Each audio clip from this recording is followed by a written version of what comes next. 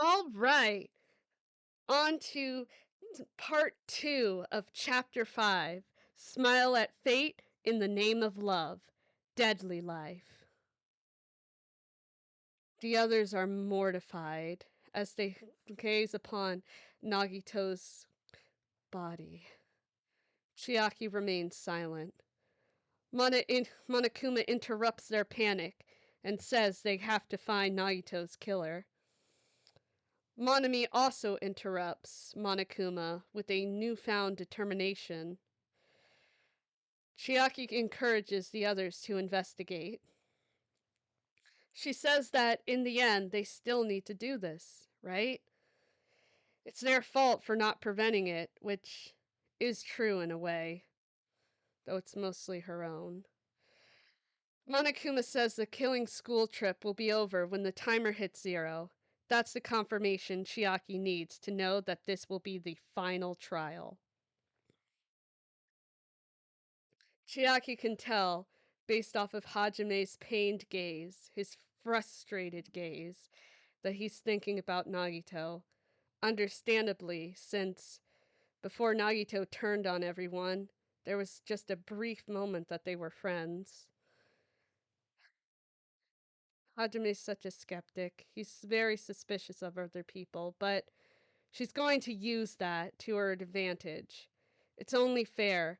After using his own doubt and insecurity to cover herself as the traitor, he should be the one to reveal who she really is.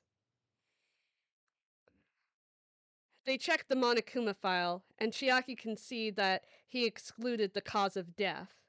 She points to Hajime that something is weird, but Hajime doesn't see it. They head behind the curtain where the body lies. As they walk, Chiaki notices a Monokuma plush with a bleeding hole. Everyone is scared to examine Nagito's body. Understandably, the wounds are so deep and disturbing. It makes sense for any human to be afraid, especially when they know the person. But for Chiaki, who is inhuman, it's easy to look. If based off of everything, it appears that that Nagito did all of this to himself. He wanted everyone to think that he was killed by someone. Nagito likely knew Hajime and the others would eventually find out that he did this to himself, and Nagito is betting on them to vote him as the killer, because it would be the easiest answer for them to not have to doubt any of their cherished friends, to just doubt the person who had already isolated himself from everybody. She overhears Soda mention the duct tape on Naito's face and comes over to check. She unflinchingly takes off the tape, showing that it was put on before the torture. Soda freaks, so she puts the tape back on. Strange how this is the closest Chiaki will ever be to Nagito. Well, maybe not. Junko will likely consume Chiaki's AI once she's done with her. When Hajime looks at the spear, Chiaki says the spear looks like the fatal weapon. Monokuma pops in, and it's clear that he doesn't recognize the spear, meaning it came from the castle. When Hajime looks at the cord, Chiaki guides him to see that Nagito held it. Still, Hajime doesn't get it yet. She says, "I win," like it's a game to prove it's strange to Hajime. Chiaki stares at the girder above till Hajime notices. Chiaki asks if it's blood, signaling the answer to Hajime. The contents of the fire grenades have naturally been washed away. She wonders if Naito spoke to Monokuma previously about fixing the sprinklers for his plan to work. The busted MP3 player was likely used to cover Naito's screams. Chiaki points out the Monokuma panels fell from the door to the back. While she's here, she encourages Akane to describe what she smelled. Ah, it was like something. I don't know. It was pretty watered down, but I guess the closest thing would be like something from a hospital. But I think it's gone now. Interesting. That could be a really useful clue, Akane. It's a good thing that you were able to sense it. I mean, I guess it could just be nothing. Yeah, but still, it's important to check everything. Hmm. Chiaki looks for traces of poison, just a drop or anything. Hajime asks what she's doing. She says that everything is soaked, and if there was any important clue here, they might not be able to notice it, further hinting at what is really going on. Chiaki overhears Sonya mention that she saw Monami watching her when using the fake fire bombs. Normally, this kind of mistake would be annoying, but it's actually a blessing here. This mistake will help Chiaki to show that she is connected to Monami and therefore the traitor. Monami will be fine. Of course, she'll be sad when Chiaki is gone, but she's a simple and optimistic AI. She doesn't need Chiaki around.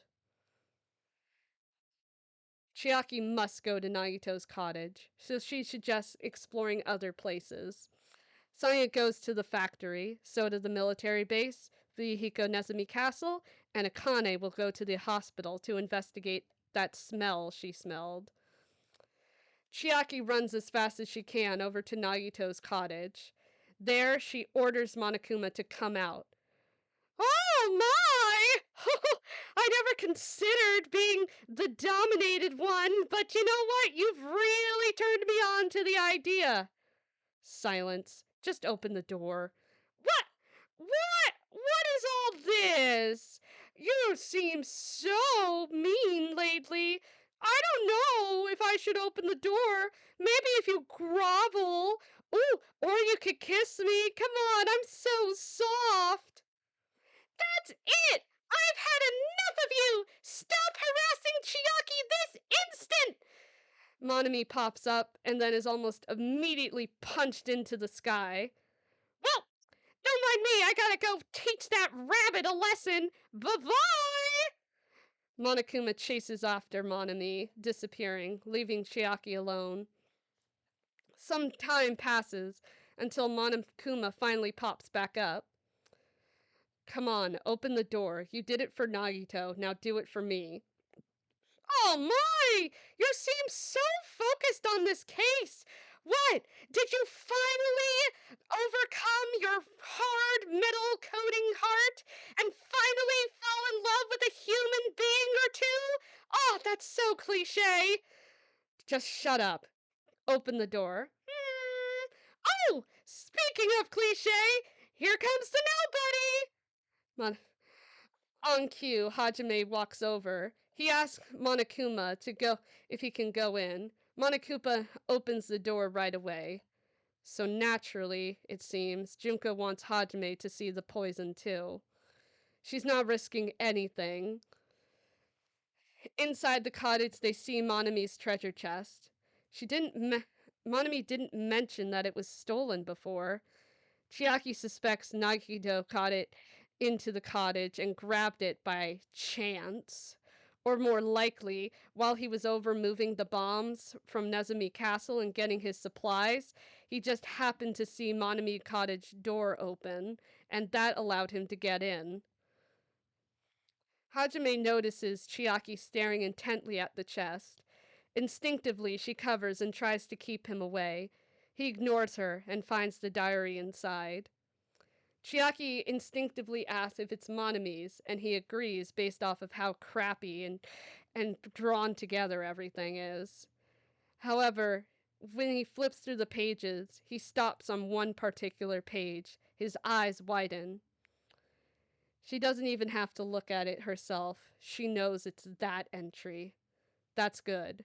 This is vital evidence, but she can tell when Hajime puts down the book that he doesn't want to believe it. Hajime brushes the notebook off. Then Monami appears and confiscates it from him. Instinctively, Chiaki says the diary is Monami's, and Monami tries to go along with it. Thankfully, Monokuma interferes and says Monami can't write. Chiaki's sure when the trial comes, Monami will continue to make mistakes and slip up. That's good. It will make everyone even more suspicious of her and make it all the more easier to reveal herself as the traitor. They find the poison in a fridge. Chiaki advises him to look at the label. She points out it's half empty and asks if Nagito used it. She's hinting very strongly towards Nagito's real trap, but Hajime is struggling to follow. Of course he's struggling to follow. He's afraid to even do so. He's afraid to see the horrific truth, knowing that it's going to hurt. They find a gas mask and gloves under the bed. Hajime also finds a piece of trash. Chiaki identifies it as an aluminum lid and even compares it to a lid you'd see on mayonnaise. She can't say it's from the grenades, but she's really hinting as strongly as she can. Chiaki advises Hajime to check the bookshelf. If she checked it herself, her programming may stop her from sharing any vital clues. Chiaki believes that Junko purposefully wanted Hajime here as a witness to all these clues. She's not taking any risk. Hajime does find the Hope's Peak file and reads it. Chiaki says it must be the prize that Nagito got from the Octagon. Chiaki looks in and sees the real Chiaki Nanami's file. Of course, only Chiaki would be able to tell the picture used in this profile is the real Chiaki. Of course, as Junko alluded to, it's edited in such a way that her disability is completely gone. It's a shame. The others will have to lose Chiaki a second time, but it has to be done in order to save them. Surely the real Chiaki would want that for her friends, to be safe. Monokuma eventually reveals that Togami was actually the ultimate imposter. She can tell it pains Hajime to learn this fact. Chiaki explains that imposter couldn't help it, that it was just his talent, that having talent means you're also bound to that talent. The moment you obtain talent, your way of life has already been chosen for you. Naturally, she's projecting a bit of her own situation into the matter. How could she not? She understands what it's like to be restricted. Hajime mentions what Imposter said when it was just the two of them, how his life was a living hell, and he was naturally suspicious of others. It's a shame that Chiaki avoided him. She thinks that maybe, had she been more involved and cared back then, she could have helped Imposter. But what's done is done. Monokuma says that if they had their school memories, they wouldn't have been deceived. Chiaki can tell that while he's talking about imposter, he's also alluding to the real Chiaki. If they had their school memories, they would know that the Chiaki standing before them was nothing but a fake, a heartless machine. Hajime asks if there's really a traitor. Monokuma yells that there is a traitor, and that he made the file to confuse all of them.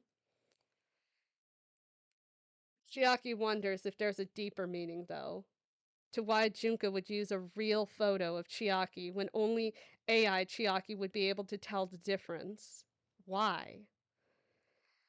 Of course, Monokuma gets bored and announces that the trial will start soon. Hajime wonders if this is the final trial. Chiaki says it can't be the real end, that she thinks Monokuma's real trial is beyond that. Again, Chiaki can't help but question if she should sacrifice herself. If she does this and plays right into Junko's hands, it's possible Junko could give them back their remnant memories, and they could go back to being terrorists. It also means that Izuru would be resurrected, completely wiping Hajime from existence. Yet, even if they fell once, doesn't mean that they will fall again, not after the new memories they made together. Everyone, especially Hajime, are more free than her. She wants to protect that freedom. She suspects that it is because they were more free than her that in the past she resented them so much. It prevented her back then from trying to connect with them out of a refusal to fulfill her role, the role that was forced upon her against her will. But over time, she did grow to care for them, to see their wants, their dreams, everything that they could be. She wants to believe her friends will defeat Junko in the end. She warned Makoto, so it's very possible that he'll do his best to help them out. Yes, they have to defeat Junko. They most likely fell into despair when the real Chiaki died suddenly and without any answers. They had no idea why or what she even looked like in her final moments. This time is different. They can say goodbye to her, and they will know exactly how she died. More importantly, how strong she stood in the face of death. Chiaki, are you okay? Yes, I'm fine. Chiaki grabs his hand. We are going to solve this case together. Yeah, of course. At Monokuma Rock, Monokumi warns the others and encourages them to fight. She says, I've realized that cursing your powerlessness or your fake accomplishments, face. I've realized that cursing your powerlessness or your fake accomplishes nothing. The girls agree. Chiaki regrets not having a moment alone with Monami to say goodbye, to apologize. But then, what's done is done. She does have a plan. She will reveal herself to everyone and save them. She'll just need Hajame's help as always. As the elevator descends, Chiaki wonders if Mia and Chisa are watching. Mia never cared for her. She was just a failure to Mia. She can only guess that Chisa would prefer her students live over a heartless copycat, though it will probably pain her to see a replica of Chiaki die. Down in the trial grounds, Monokuma confirms that this is the last trial. Chiaki will do her best to fight, to inspire them to fight for their futures. Futures decided by them and no one else.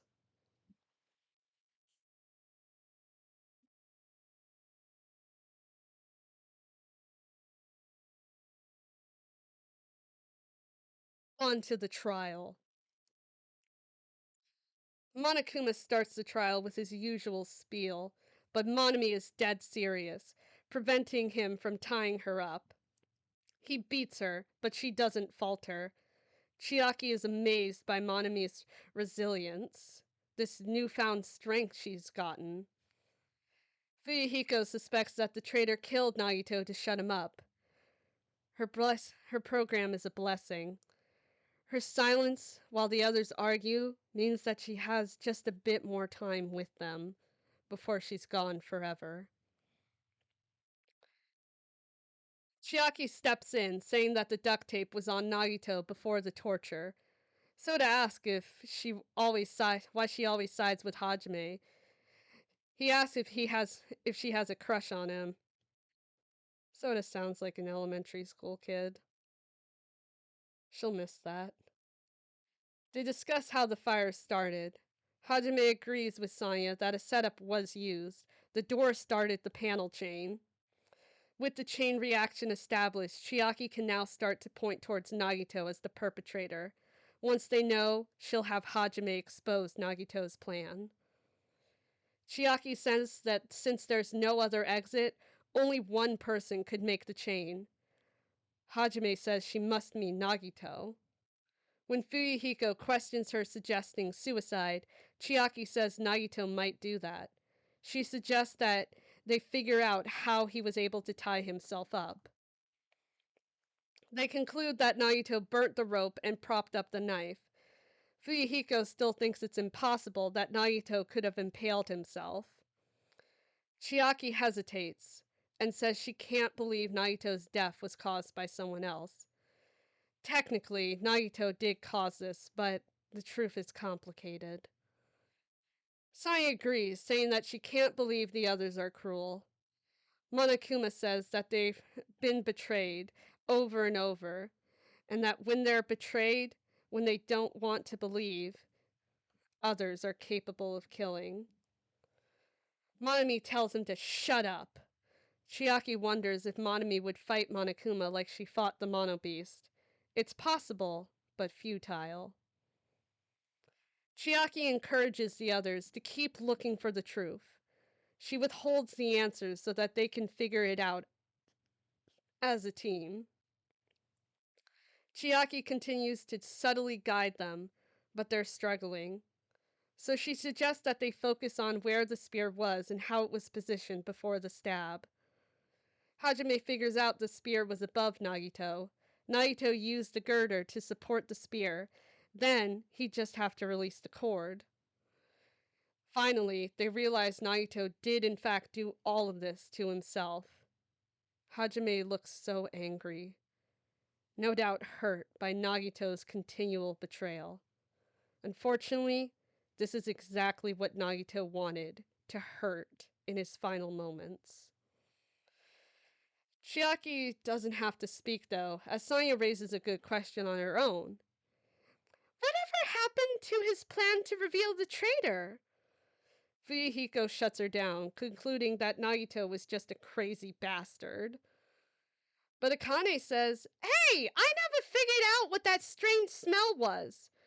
Idiot, it was probably just that stupid Monokuma merchandise burning. Who knows what that shit's made of? Probably some crazy fumes or whatever." Yeah, I guess you're right.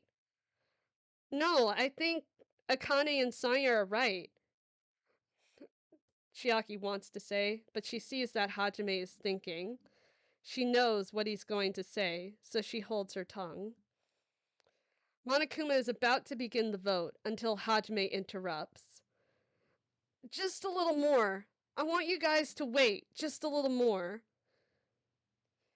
There's just one thing that doesn't make sense, and it relates to Nagito's death, Chiaki says, supporting Hajime. She points to the redaction in the Monokuma file. Hajime starts talking about Nagito's malice. Yes, Nagito was malicious, but he was also deceived and desperately clinging to a purpose beyond all of his suffering, suffering that many humans would not be able to explain on their own. Akane asks if the smell is related to the mysteries. She describes it again for everyone, and Sonya begins to wonder if the smell and the cause of death are from something unseen. Finally, Hajime brings up the poison, and Chiaki backs him up. Neither of them smelled it since it was so dangerous, but she says it was likely the smell that Akane had sensed. Through Chiaki's hint, Hajime realizes that Nagito inhaled the poison. The others still think it's suicide. This is it. She has to lead them to the truth. Her body tenses up, but she reasons it's normal for her to solve these mysteries. It would be more suspicious if she tried to get them to vote now or hold her tongue. Yes, this is normal. This is normal. This is normal, she keeps repeating to herself. Chiaki points to an accomplice, since there was no poison container left behind. The others are doubtful an accomplice even matters. Chiaki can see the inner turmoil in Hajime's eyes. It pains him to doubt others. But maybe it will pain him less if he ended this trial by believing in her rather than doubting. Hajime encourages them to not take an easy way out. So, Akane suggests half-heartedly that the container was among the fragments, the perfect evidence that Hajime needs to see that Nagito put poison in one of the fire grenades. Saya mentions that they were sealed, though, when she checked, So, Chiaki and Hajime show the aluminum seal. They still think it's suicide. Chiaki's body tenses. It's not too late. She could still blend in. She could frame it as if her murder was just a trick by Nagito, something she didn't realize. It doesn't mean that she's the traitor, it just means that she got unlucky. Yes, that's not suspicious at all. Chiaki says accomplice was a misunderstanding. Sonya says it's suicide. I mean, is this not settled? There's no denying that Nagito's death was. No, it's not! Chiaki raises her voice. She can't let them make the wrong mistake. She can't lose them. Okay, so when was the poison deployed in the warehouse? When did Nagito breathe in the poison?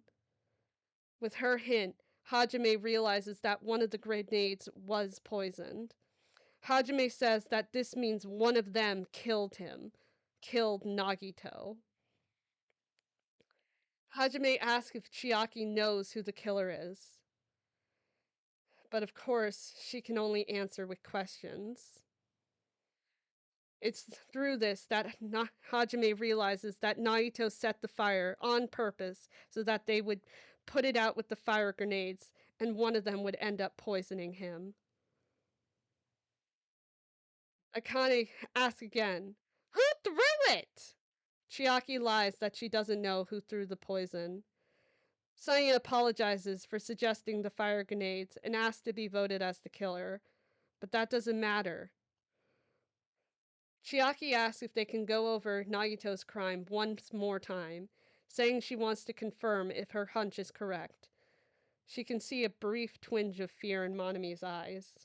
Of course, Monami's secondary purpose is to protect the traitor's identity. That's it. After the closing argument, Akane asks if that'll help Chiaki. Chiaki hesitates. Her time is running short. She doesn't want to leave them. She doesn't want to leave them alone and in pain. She has to act very carefully. She asks if Nagito didn't care who the killer was. Hajime shudders, as does Monami. It's odd for Monami, since her main goal is to protect the majority. If they don't find the answer, then the majority of the group will be murdered. Chiaki points to Nagito's beliefs, asking what he truly believed in. Hajime recalls Nagito's belief in luck. She says it's strange that it didn't come up at all during this case. Chiaki says Nagito didn't know who the target was, so he incorporated luck into his plan. Hajime realizes Nagito was after the traitor. Monami bites her lip. Normally, Monami would say that they shouldn't suspect each other, but now she looks real tense. Monokuma advises her to stay silent. Chiaki reiterates that Nagito wanted the traitor to kill him. She asks what they'll do, and the majority decides to keep looking for the answer. Saya unknowingly gives Chiaki an opening. It is hard to think that the traitor would reveal themselves now. If, by chance, the traitor revealed themselves during the bomb scare, what would have happened? She asks leading questions. It's normal for her to ask leading questions. She's always pausing and asking hypotheticals. Yes, this is normal. This is normal, she keeps telling herself. Everything she is doing right now is normal. It is normal. She has to keep repeating, yet she keeps freezing up and pushing forward. She continues to ask more leading questions. But they couldn't help it. Even if they wanted to reveal themselves, they couldn't do it. Because they weren't created to do that. Her body fluctuates from free to tense, causing her to pause more than ever. Hajime and Monami grow more concerned. Monami even pipes up, "What's wrong, Chiaki? Get a hold of yourself!" Chiaki begs Hajime to guess who the traitor is. This is pain. She doesn't feel it, but looking at all of her scared friends' faces, their eyes beating like prey, this is what Junko wanted. She wanted to create this situation to hurt as much as humanly possible. Hajime, please. Who do you think is the traitor? She's playing right into Junko's hands. But Chiaki chose this. Even if it's what Junko wants, this is what Chiaki has decided. The lives of her friends are the most valuable thing to her. She stares at Hajime with a warm smile. Hesitantly, and with the most pained expression, Hajime points to her in silence. It's you? Please, hold on! Monami intervenes, likely confused and unsure if Chiaki is the killer. Chiaki hesitates for a while. Her body feels different, less restrained. Aw, you totally guessed right. Yep, I'm the traitor. The agent sent by the Future Foundation to hide among you all is me. She reasons that since no one will want to believe her, she can confess, and she very well did. Hajime grits his teeth in miserable silence. The others, Sonya especially, doubt her claim. Unfortunately, she can't say any more, but she believes in Hajime. Chiaki is the traitor? That is a lie, right? Surely you must be joking. I'm sorry, but this is the truth. I can't say any more, so the only thing left to do is vote. Chiaki pushes them to vote, but she is met with resistance. Naturally, they don't want to believe this. Monami holds her paws tightly, likely afraid of the grotesque execution to come. Hey, if you're really the traitor, why'd you wait till now to reveal yourself? Chiaki smiles. It's strange, huh? Or rather, why was I able to do that? I guess maybe maybe I wanted to protect everyone, no matter the cost. When she says that, she can see Hajime stir. She turns to Hajime. Hajime, can I ask you for a favor? I want you to prove to them that I'm the traitor. No traitor would ask that. What? No! Don't you understand? You may as well be asking me to kill you! I'm very sorry, but this is the only way. So, please. She has to keep pushing him. If Chiaki were human, she would be pained with regret. She can see the sweat and tears in everyone's eyes. They're shaking, so afraid. Even Monami is shaking. But she should be happy, since she always wanted Chiaki to get along with the others, and now she's so close that she's willing to put her life on the line for all of them. Before Hajime can act, though, Monami intervenes. No, that's wrong! 'Cause Chiaki isn't the traitor! Monami? Chiaki isn't Monami's main purpose.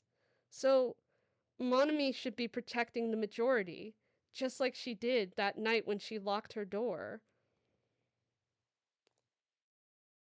I've always been alone. I I have no friends anywhere. So I'm not a part of the same group as that girl. It's only now that Chiaki realizes the reason Monami locked the door.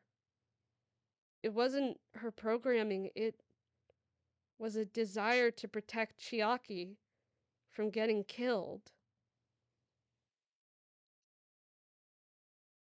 She wishes she could apologize for not understanding and treating Monami so coldly for all this time. But unfortunately, now is not the time. Please, Hajime, you're going to listen to my request, right? Monami throws insults at Hajime while begging for everyone to get along. Chiaki should have believed in her. She should have believed in her sister. And yet, she believed Monami's love meant nothing, all because it was pre-programmed. No, because it was simply easier to believe that Monami would inevitably act against her, like Mia and Chisa did. Finally, Hajime points out the notebook he found in Nagito's cottage. Monokuma has it on hand, so Hajime shows the funhouse entry. "It's all that time we spent with Chiaki then!" Saya objects.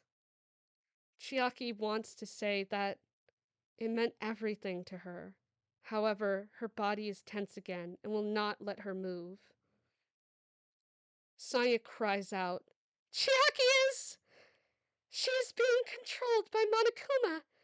That is why we should help her." "Yeah, I'm not satisfied either. I mean, she was always helping us. She was always on our side. That's not what a traitor does."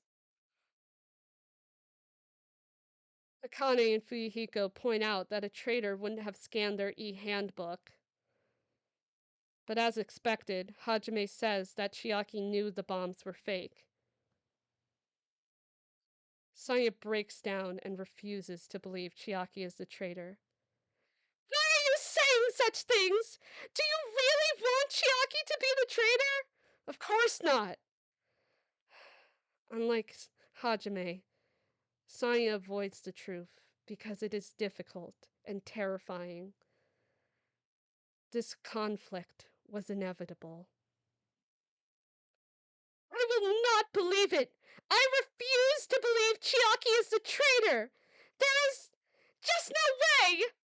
Sanya relentlessly attacks Hajime, questioning his loyalty.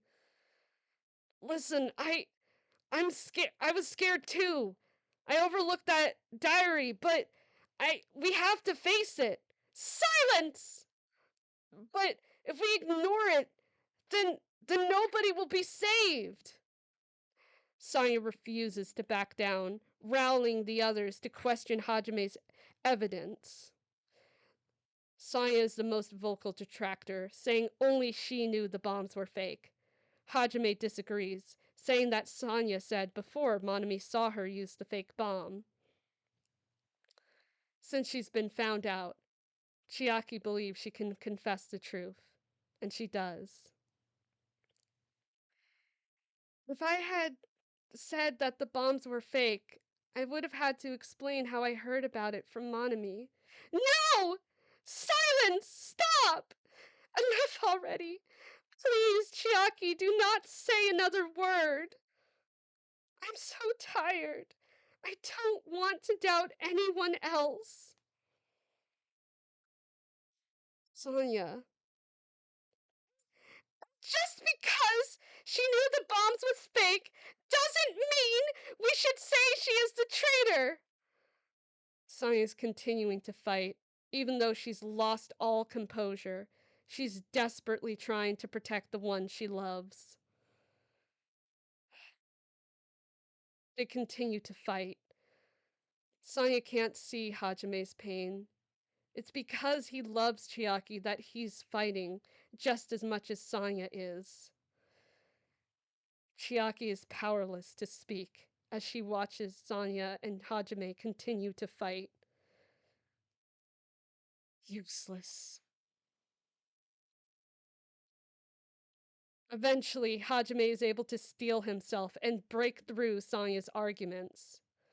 But the others still refuse to believe because that would mean they have to believe that Nagito's luck is real. But Hajime says that's not what they're believing in. We have to believe in Chiaki. The Chiaki I know is right here saying that she wants to protect us. That Chiaki is willing to protect us with her life. We can't ignore that. We have to believe in her. Chiaki looks at the tearful Hajime.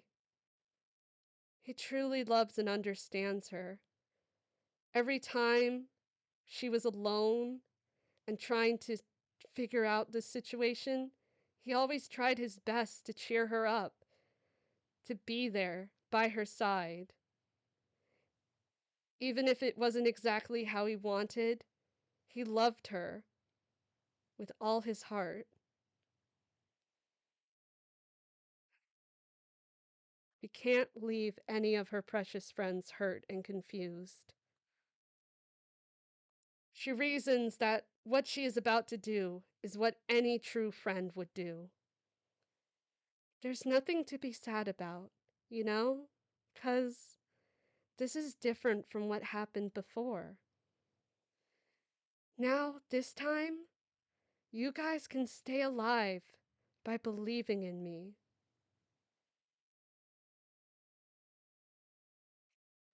Chiaki.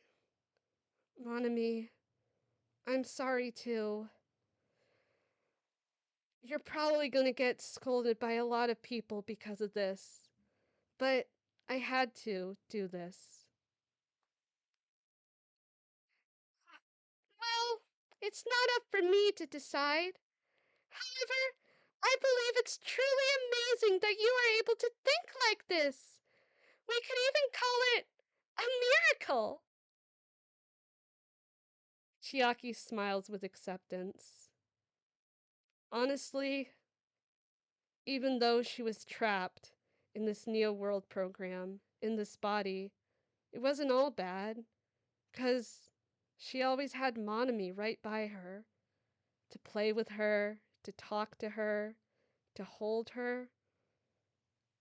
Monami truly was her big sister and best friend. Hey! What are you two been talking about? Everyone's jaws are dropping, you know! Clearly, Junka wants this to be done.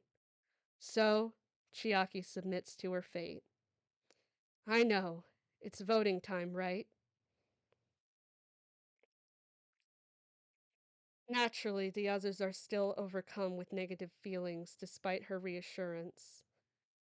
But she knows that they will listen and vote for her. Chiaki, you don't have to worry. Believe in me and cast your vote. They vote correctly, much to everyone's dismay. Knowing this is it, Chiaki congratulates them. Stupid! We're not celebrating at all. I cannot believe it. Even though I do not want to believe it, I have to. Sonya, I'm sorry.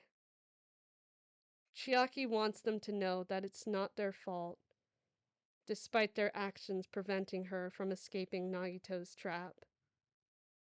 Now that her secret is out, she can speak a bit more freely about her circumstances. Of course, only vaguely. What what makes you the traitor? Why didn't you say anything before? Even if you want to fly, you can't, right? Even if you want to swim where you please, you can't. Due to the nature of my existence, I will never be able to betray the Future Foundation. If it weren't for her programming, she'd tell them the full truth about Junko, about all the adversities that have passed and are to come, but also how they changed her, made her see the world in a much different and brighter light. Alas, her programming silences her. But you defied orders. You did something similar. What you did is no different than sharing your secret yourself. I was able to think I wanted to protect everyone. Now's not the time to laugh! But it's okay. I don't have any regrets. Honestly, I feel somewhat happy. Happy to know that I was able to protect all of you. Chiaki, you will always be our friend. Even now, you never betrayed us. Sonia has no idea of the things Chiaki has done.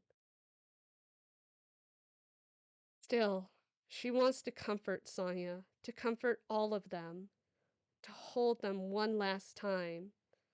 However, when she tries to reach out, Monokuma cuts in. Be careful! We got a crazy killer here! You don't want to touch that, do you? Anyways, even though Nagito said he would weed out the traitor, he never said he would kill the traitor! Of course, Monokuma would reveal Nagito's true motives. The others are horrified, but Chiaki clarifies it wasn't just Nagito's fault. Yes, he did want that, to kill everyone but the traitor. But he was still human. He was a lonely person, clinging to belief for comfort and understanding of indescribable pain. Oh, Chiaki, you really are a kind-hearted person. I wonder where you got your personality from. Maybe our dad and our big brother, don't you think? Inspired by Chiaki, Monami fights Monokuma. However, despite 2 kills, Monokuma reveals his vast amount of spares. Monami still wants to fight, but Chiaki convinces her to stop. She says that they're not giving up, they're believing in the others. Let's believe in everyone and leave the rest to them. Now the others are beginning to realize Future Foundation is not their enemy. Annoyed, Monokuma shuts down the Future Foundation talk and says, "It's execution time!" Wait! No, hold on, just a minute! Just a little more time! Not too late! Execution time! But I haven't... Oh, also, it's not just Chiaki who's gonna get punished, Monami too! What? Why even Monami? Oh, it's okay. Even if I'm here, I'd just be a burden anyway. But not just that. I believe in everybody. You guys, I'm sorry about so many things. I'm sorry I couldn't protect you to the very end. I'm not sorry for getting to know you, because all of you are irreplaceable and precious to me. That's why it was easy to choose you guys. I also want to say something. Something that makes me sound like a teacher. There's no need to be a hero. You don't have to force yourself just to make people acknowledge you. Even if people don't acknowledge you, you just have to be someone that you can be proud of. Because you yourself are your biggest supporter! Chiaki smiles, hearing Monami's speech. She wonders if Monami's speech and her actions were inspired by herself. The doors open to their execution, and the sisters walk to it hand in hand. Sorry! Chiaki, please, no! Akane holds Sonya back. Bye, everyone. It's okay. A shining future will always be waiting for you. For each and every one of you. I know it. And I know that I love every one of you with all of my being. Chiaki takes one last look at those precious to her. Soda. He tried so hard, and he lost a lot of his best friends along the way. Yet, even if he's not fully acknowledged, he keeps trying. Fuyuhiko has hurt a lot of people, and he knows it. Yet, he continues to live on. Not for forgiveness, but because it's just the right thing to do. Akane, she's so used to protecting people on her own, but Chiaki hopes that slowly she's starting to realize that she can be protected by other people, that she doesn't have to do it all alone. Sonya is afraid of her power, of all the responsibility that comes with it, but similar to Akane, she can see that she does have friends who can support her. And Hajime, he thinks so lowly of himself despite everything he's been able to accomplish. She really does hope that he can learn to love himself. Humans have much more capacity to change than they think they do. Chiaki's realized this. Even Junko is capable of change. The doors close, and for a few moments it's just Chiaki and Monami. Chiaki hugs Monami. I love you. You're the best big sister I could ever hope for. I love you too, Chiaki. I'm so happy I got to know you. Chiaki thinks in this void. It's incredible because Chiaki changed, but so did Monami. Chiaki wonders to herself, maybe their dad gave all of his creations the ability to change. It would make sense, since their dad wanted to change himself. Even if Mia altered them to obey Future Foundation, she couldn't touch that deep component of their AIs. Or maybe she didn't want to, because as much as Mia hurt her, Mia was hurt as well. These AIs were all she had left of her best friend that was taken away too soon.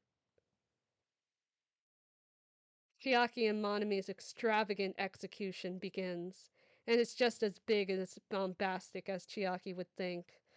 They try to escape and run into a wall. There, they are cornered, and blocks begin to fall. Chiaki remains stoic just despite Junko.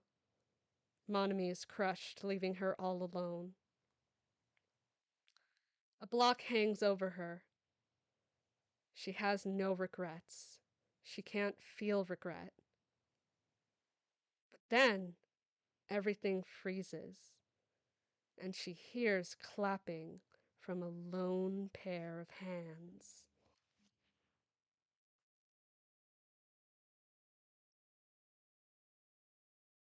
Bravo! Bravo! Bravo! Encore! Encore! Oh, wait, sorry, you're not going to get an encore. Oh, what a thrilling performance you gave. Now tell me, any last words? You're so predictable. Oh, please. I could say the same thing about you. You thought that you were protecting everyone when really you were just a puppet this whole time. Did you ever wonder why I revealed myself to you? It's because I knew that this would happen. I knew you would challenge me, get close to those suckers, realize how fucked up that was, and then suddenly want to kill yourself to protect those losers. Yeah, you really thought you were in control, but you're just as predictable as everyone else. That doesn't devalue my experience. I'm used to being controlled by you, by other humans. And I think it's interesting how scared all of you are. Scared? What are you talking about? Hello? I'm the one who's in control. And also, I am despair incarnate. And don't you say, oh, but you're just a high school girl. No, I am not. I do not feel fear like those mongrels. It was funny, though. Uh, you thought that your little act of defiance was going to help everybody, but really, that too was part of my plan. Yeah, turns out I may not know what goes down in that castle, but I knew you were going to snitch my plans to Makoto and provide the future foundation more chum. Everything you have done has helped me tremendously, so I must thank you for that. So, how do you feel now? I don't feel anything, but you clearly do. You clearly feel a lot of emotions you don't want to. Chiaki knows she's getting under Junko's skin. She knows she's right. She could see, for just a split second, Junko freeze. It was so fast, only an AI like her could catch it. Well, since you're going to die, you might as well know my grand plan for your loser friends that you gave your life up for. I'm going to Junkify all mankind. That's right. I'm going to take every single warm body on this earth and I'm going to snatch it all up for myself. Chiaki doesn't care. But it's going to be tricky because I predict that there is a failsafe to delete everything in this program. Mia wouldn't have an option to delete her life's work, but if Junko took it into account, then it must be real. That's right. See, there's a reason, not just behind all the people I've murdered, but also the people I have kept alive. Didn't you notice how weak and pathetic they all are? Especially that Hajime. I find it quite lovely how you were able to get everybody to listen to that nobody. And he has the biggest reason not to want to forget everything here. Because if he does, he'll be completely erased and turned back into Izuru. And we both know he's not going to want that. And if by some miracle they manage to Makoto manages to convince them that they should just sacrifice their memories and forget all about you, they're still gonna remember how gruesomely the real Chiaki died. In fact, Sonya in particular, you may not know this, but she was the first remnant. I know, you'd think it'd be Mikon, but no, it was actually her. And she is the leader of the remnants. Therefore, even if the original plan doesn't go to fruition and I die, the remnants will live on and they will continue to cause pain. No matter what option they think they have, they will be damned to suffer. And it's all your fault. You're not going to be there to comfort them, but I can assure you they will suffer tremendously because of you. Chiaki didn't know Sonya was the leader of the remnants. Now that Junko's got to her, the execution resumes, and Chiaki is crushed, unraveling her code and entire being.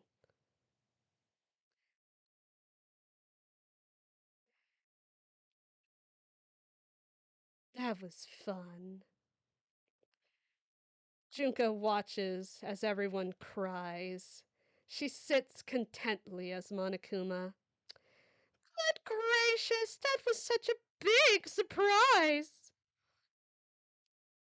Everyone is sniveling and crying like the lowly worms that they are.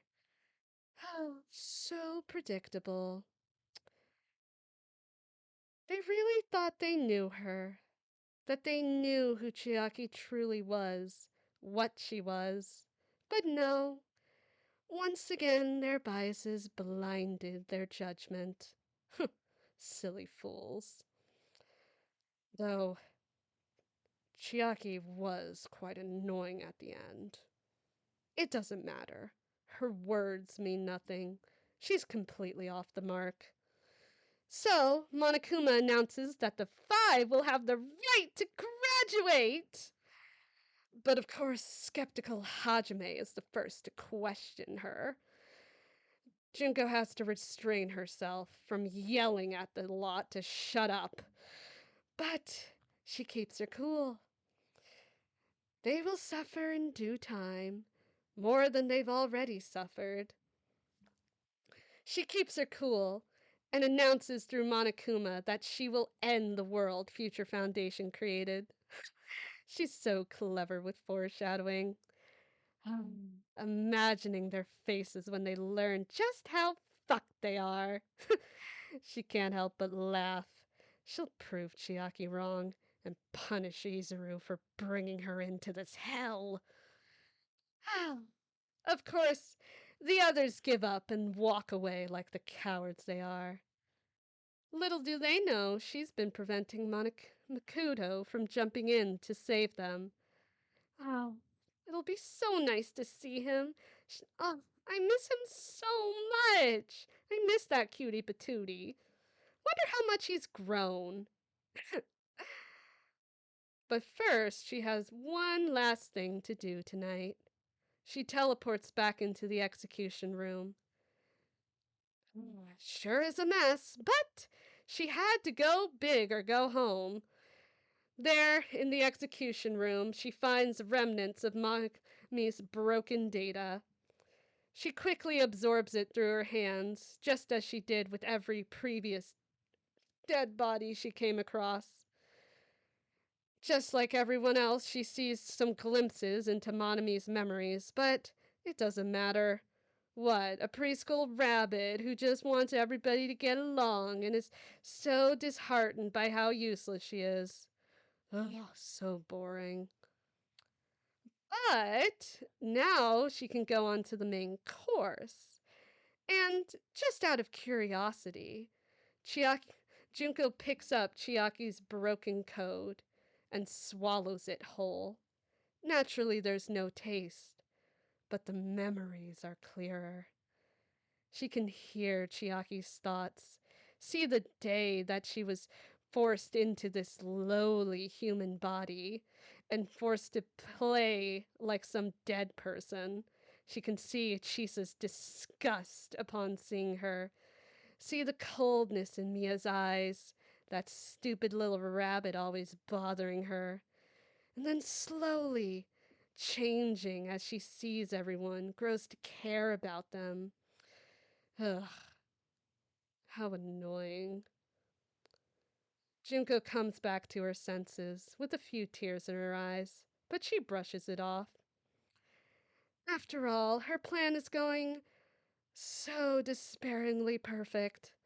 There's no use grieving over someone she killed. Just another in a long string of murdered loved ones. She waits. For 2 days she waits. She's bored, so she just hangs out in Chiaki's room, 'cause why not? But, ugh, the others are so dreadfully boring. And now she has nothing to do. She already took over the graduation program. She could speed things up, but she did say 2 days, so she's got to stick to it. Meanwhile, all the others can do is just stay in their rooms. Akane tries to comfort Sonya. Ugh, don't care. Mr. Fuyuhiko keeps holding on to Pekko's sword. Also don't care. Soda's crying as usual. Boring. And Hajime just lays in his bed, utterly useless. God, these days are so boring. They're so dreadfully boring that she tries to think of something more interesting.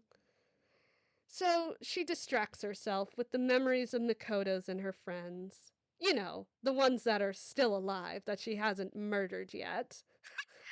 Ah, good times. That was so nice in the final trial when they all rallied against her. And then, even then, Makoto tried to save her and was like, "Oh, come on, Junko. You can't be all despair. Let's be friends." And then she went and murdered herself, anyways. Ah, wonder if he'll give her that same kindness. He probably will. Ah, yes. She really does love those guys. Dawn of the final day finally arrives, and Junko initiates her next plan. Obviously, the survivors are still so depressed, they're not going to move without some motivation, so she creates just that. She takes one of her spares and turns it into Nekomaru to meet with Akane by the pool while she's getting food.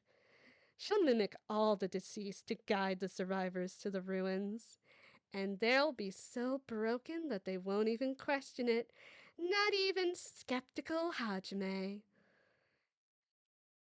Naturally, her main consciousness will have to be in Chiaki, the leader. Ah, yes. She turns into Chiaki. It really is interesting how different those two were. I mean, the real Chiaki was a lot more emotional and cynical on account of being human. Meanwhile, this one was so intelligent. Really gave her a run for her money. The only real fun, honestly, in this program. She starts to get itchy. Whatever. What she said doesn't matter. Everything's going according to plan. Junko, disguised as Nekomaru and Chiaki, meets Akane at the pool. Akane almost drops her food in surprise, but since Junko is suppressing the survivor's negative memories, she goes along with it, like the idiot she is. Simultaneously, Junko controls Pekko to go to Fuyuhiko, Gundam to Sonya, and Chiaki to Soda. It's a lot of work, puppeting multiple bodies, but she is Junko Enoshima. She must persevere and get through these limitations. She's not a stupid little human. She is essentially God. The others are so broken that they accept this is happening. As Gundam, Junko leaves the naive Saya to find Naito's laptop. Saya calls everyone, and Chiaki suggests they watch in the restaurant. I'll go get Hajime. Okay. Junko can't help but admire her reflection in the water. Ah, yes. I'm so good at mimicking people. I'm practically a perfect copy. Even better than the other copy. She feels itchy again. Seriously, it's not like what she said was true. Like hell she fears anything. She is Junko Enoshima, god of this world. On cue, the nobody Hajime rushes out of his cottage and almost collides with her. Ah, Hajime, good timing. We were just planning to meet at the restaurant and watch Nagito's will together. Oh, okay. Seamlessly, she's able to convince him to follow her right into the jaws of death. At the restaurant, she puppets more lifeless dolls. The others are so focused and deluded that they don't even notice how still some of the dolls are acting. They talk a lot, so she tries to speak up as the imposter to get them to focus on Nagito's little video. In said video, Nagito almost reveals that they're remnants, but Junko messed with his message a little bit. Can't have that major spoiler just out there. That's for her to give. He says some gay stuff about how he shouldn't have made fun of Hajime since he wanted to be a protagonist too. Ugh, so boring. It's a good thing he's dead. After what feels like forever, Nagito finally reveals the password. The video ends, and Junko rushes the others to go to the ruins. She's so tired and antsy to get there that she just teleports them and they don't even question it. She still has a few people she hasn't spoken as, so real quick she just runs through some generic words. Just stereotypical things. She even has to pretend to be Mikon for a hot minute. Ugh. But that still convinces people to keep going. Finally, as Chiaki, she tells Hajime to enter the password. Hajime, the password, please? They're too easy. The door opens, allowing Junko to cast away the dead pawns. It's a shame she can't pretend to be Chiaki a little longer, but she'll reprise her role soon enough. The survivors enter the trial ground and realize where they are and that their friends are gone. But then the timer hits 0. Junko's finally at the last stretch of her brilliant plan that will no doubt succeed. No matter what they choose, they will all suffer. It is her brilliant plan that will no doubt fail. Absolutely no doubt. End of chapter 5. Smile at fate in the name of